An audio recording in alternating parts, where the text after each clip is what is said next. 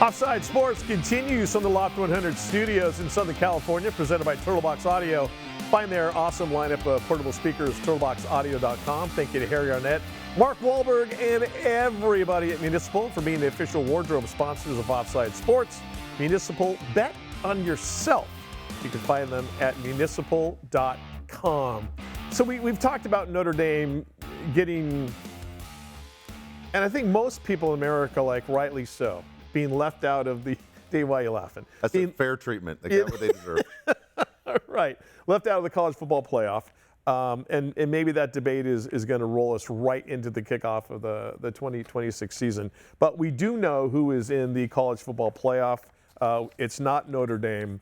But you've got James Madison, Oregon, Alabama, Oklahoma, Tulane, Ole Miss, Miami, Texas A&M, Texas Tech, Indiana, Georgia and Ohio State have the byes, and the games begin here in about a week or so.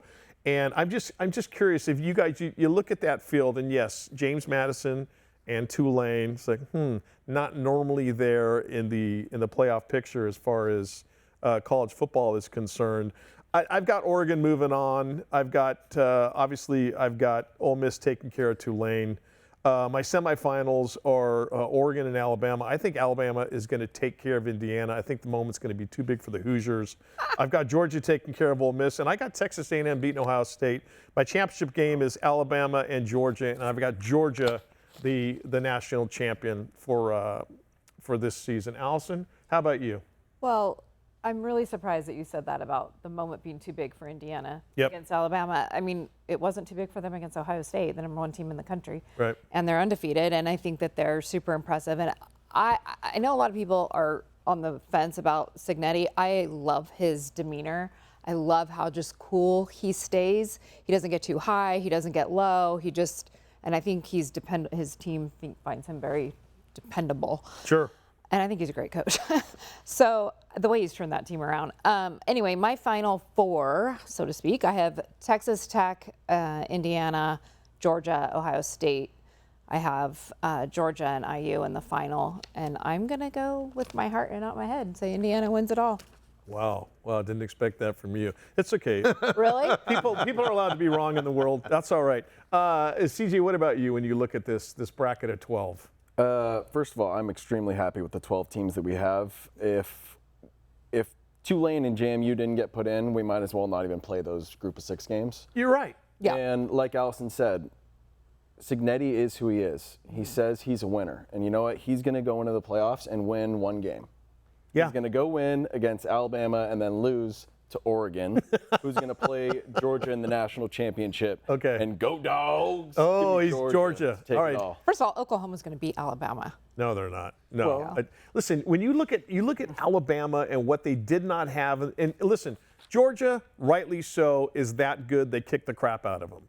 But if you look at what Alabama is going to get back for the run in the playoffs, 2 starting running backs, that starting tight end, I think that's a different football team. But they still have to play the game. And Oklahoma's good. Let's not sell them short. Oklahoma beat Alabama a few weeks ago in Tuscaloosa. Alabama turned the ball over, something they hadn't done. Alabama hasn't been playing their best football. I do have Oklahoma losing, though, at home against Alabama in that game. I think Alabama wins. I don't think Alabama, like I said a few weeks ago, it's not a national championship team. Truth be told, I'm a huge Alabama fan, right? But I don't think it's their year. And I think basically the way it breaks down is, you mentioned Tulane's going to be out. I think James Madison's going to be out. I don't like their chances, 11 guys against one, 11 Ducks against one guy named James Madison. But the way I was, and just to cut it short, I have Indiana playing extremely well, but I think Georgia and Ohio State basically will be the guys that will be going at it. I got Georgia winning the whole thing. Yeah. Was it Georgia, Indiana? I don't have my bracket in front of me, but either way, I have Georgia winning the whole thing. Okay. You've got, I think when you look at the two, well, Alabama has that championship pedigree, but when you look at the two teams like Ohio State and you look at Georgia, and I go, Allison, when I said that the moment being too big for Indiana, the conference championship is one thing. But, man, when you're on the doorstep of a national championship, those lights get super, super bright. And when you've got a Ryan Day and a Kirby Smart, 2 guys that have been through the fires more times than not, and a guy like Ryan Day, so, I mean, let's face it, after the record they had against Michigan, you got to assume people in Columbus like, get him the hell out of here because the only thing that matters is beating Michigan. And then he turns around last year and they win a national championship. So a guy who's just, you talk about steady Signetti. Ryan Day is that guy, and I think Kirby Smart is that guy, even though he wears a visor indoors, which kind of bugs me. I don't think. But I think pedigree, when it push comes to shove, CJ, pedigree is kind of what rises to the top. That is the cream that rises to the top. Yeah, absolutely. And I want to go back to those group of 6 teams. JMU, I really want to see them actually put together good offense against Oregon. I think it's important for those group of 6 teams to see that we're going to actually compete at this level. I think it'll be good for football for them to, compete and put something together. I obviously have Oregon edging them. I am scared of this Texas Tech team. They are great on 3 levels: offense, defense, and special teams. Their offensive line scares me a little bit, but man, can they put up some points and play some defense. 100%. They can put up great points, and they've got probably the best. Georgia's probably one. Texas Tech might be due as far as the best set of linebackers in the. It's amazing what money does. I mean, if you look at the teams, honestly, money is. Texas Tech came out of nowhere. The money came out this time, right? Ohio State, the money came out last year. Signetti is an outstanding coach. Allison's absolutely right. His story is absolutely unbelievable. The fact that Signetti, Kirby Smart, Dan Lanning from Oregon, they all came from the same coaching tree under Saban. Signetti is ridiculous. I love when he says, trust me, just Google me, you'll know what I do. He's won everywhere he's been. He's incredible. The only thing I think that hurts him this time through the playoffs, Allison, is eventually you just don't have enough 5-star guys. And when you look at that NFL draft this year, it's going to be filled with Georgia and Ohio State guys, and it's not Indiana guys. And eventually I think it will be Indiana guys. It's become a place to go. Well, there'll be a lot of LSU guys in this upcoming draft. LSU has a brand new head coach, in case you guys didn't know that. Yeah, Lane Kiffin left Ole Miss, and whether you think he left them high and dry or he did the right thing in trying to, coach them throughout the playoffs, I would love to have been a fly on the wall in that discussion with Ole Miss's athletic director and the president and stuff. But here's Lane Kiffin talking about at his introductory press conference there in Baton Rouge about wanting to stay at Ole Miss through the college football playoff. That they listened.